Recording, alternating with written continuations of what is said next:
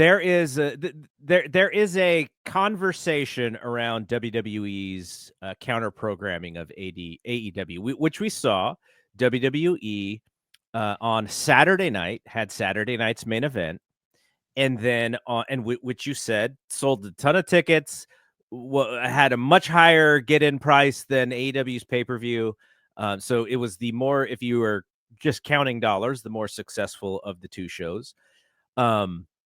Then they counter-programmed on Sunday with NXT Battleground, which I think NXT is just a patsy. It's just like I don't know why. Like, if you really invested and you really thought your NXT product was great, you would surround it with opportunity to succeed rather than counter programming it against an AEW pay-per-view. But that's a different question for a different day. So now we fast forward to AEW's big Texas ballpark show, All In. And what we've learned is that WWE is going to have two shows that same day as All In. One of those shows is going to be Saturday night's main event, but that'll be in the evening. So that'll be happening, maybe the second half of the All In show. Who knows? Tony Khan could always change the time of the show if he wanted to. But what we also learn is that they're going to book an NXT Great American Bash show probably against Double or Nothing. Maybe the beginning of Double or Nothing is when that Battleground show or the Great American Bash show ends, so that you can kind of bookend.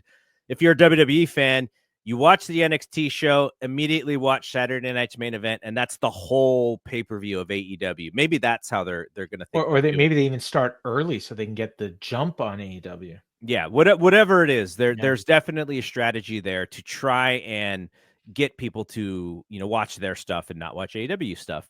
And then, now this is the one that bothers me. They have Evolution on Sunday, almost as an afterthought. And when I saw that commercial on Saturday night's main event, I was so bummed because I wanted Evolution to feel like an organic reason to have this show rather than, oh, this is just another show that we're kind of putting together for no reason, at least in storyline. That was kind of the very first Evolution too.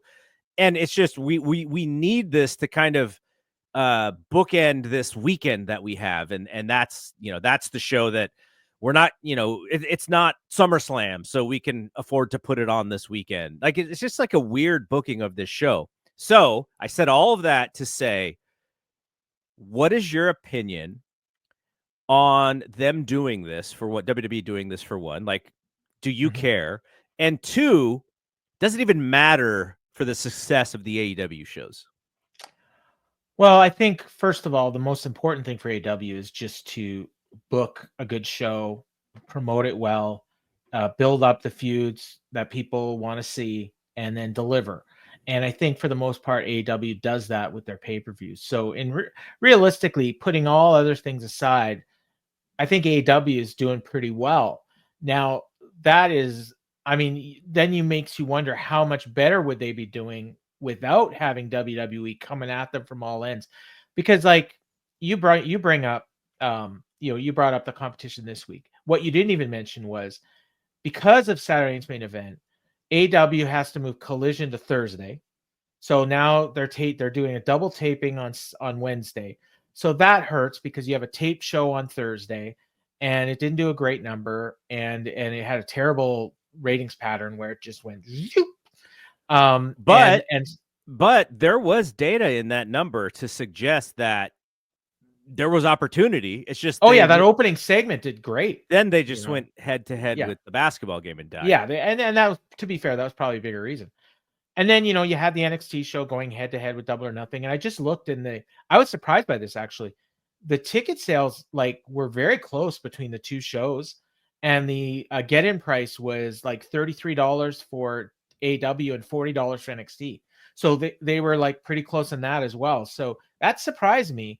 And so from that sense, it almost makes you think that that's the strategy of what they're trying to do. Like, they think that this may hurt AEW, or at the very least, what they're going to do is they're going to have this perception that, our developmental brand is doing as well as their pay-per-views. So, I mean, obviously that's bullshit, but this is how they'll spin it. Another thing you didn't mention was how WWE tried to hurt their ticket sales for Double or Nothing was they have a Raw coming up in 2 weeks in the same market, and they booked a world title match, and they've been promoting it for like 2 weeks already. Like, they're basically giving this match a month of promotion, and you're making people in Phoenix choose, do I go to Double or Nothing? Do I go to Raw? And Raw has higher ticket prices, and more people probably, like, I'm sure that hurt their late ticket sales. They might have got to 10,000 if it wasn't for that. So what did they end up with? Over 8, right? It's a little over 8. Yeah, 82, I think.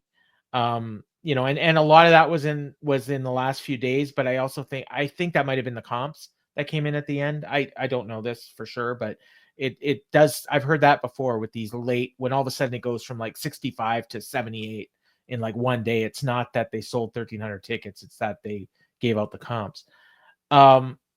When you ask about Evolution, the weird thing is they're branding that weekend as like a retro weekend. So you've got Saturday night's main event, you know, which is like a retro brand. They're somehow calling Evolution retro, even though it's 2018. Oh, and then let's bring Trish Stratus back. Yeah, they probably will. Yeah. And then Great American Bash, you know, like, which is, you know, goes back to the mid 80s. So the Dusty Classic is probably going to be involved in that show. Hey, that actually, I hadn't heard good that. Tag team, good tag team wrestling. I'm absolutely. And maybe you bring in a Fraxium, maybe you bring in the Street Profits, you know, to be on that Great American Bash, because there's probably nothing. They're not going to be on Evolution. Yeah, that's for sure. Yeah. So yeah, they're going to load up that NXT show with main roster talent. They should. They definitely should. This is they're competing against AEW. Yeah, and I don't think you're going to get John Cena on that show, but I mean, you'll get Cody Rhodes if they're doing the Dusty. Cody will be there to present the trophy to the winner. You know, then they could do a John Cena angle there. They could. Yeah, that would set up SummerSlam for sure. Yeah. Is there a WWE pay? Well, I guess Evolution is the WWE pay-per-view in July. I was like, because I was wondering, like, after Money in the Bank, is it? I guess the next one where we have men is probably SummerSlam. So I think so. SummerSlam is like in early August too. Yeah, it's 2 nights. It's the first 2-night SummerSlam. Oh my god. Why'd you remind me of that? Oh, I just can't. I haven't even watched Battleground yet. I haven't watched Double or Nothing. I'm like, and I did nothing but watch wrestling all weekend.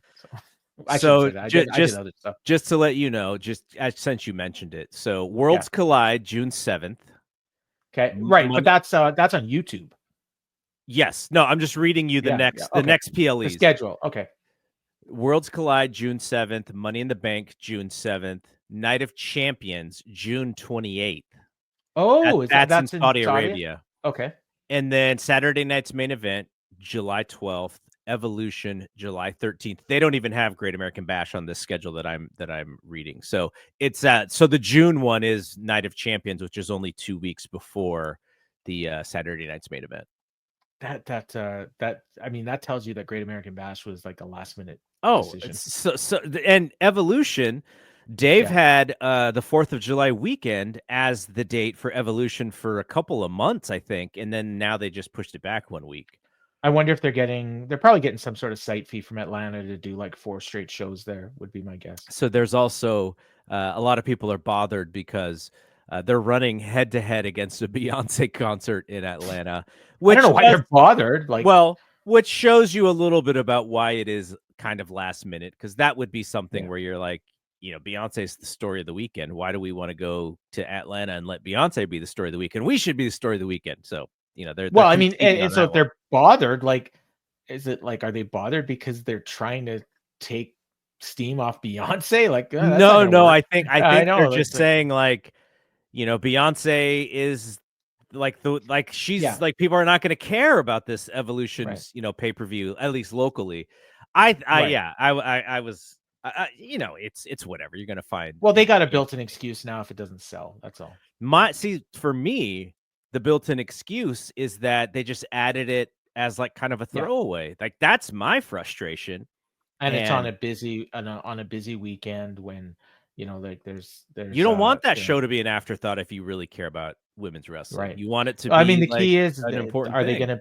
are they going to build it up and put matches on? And to me, like right now, unless they bring Ronda back, which I don't think is happening, I don't see what the draw of that show is. Like, I mean, yeah, Rhea, you can have Rhea in a big match, you can have Io Sky, Becky Lynch, and they're all big names, don't get me wrong, but I don't see it blowing anything out of the water. But it'll be a fine B pay-per-view, I suppose. Yeah, I think so as well.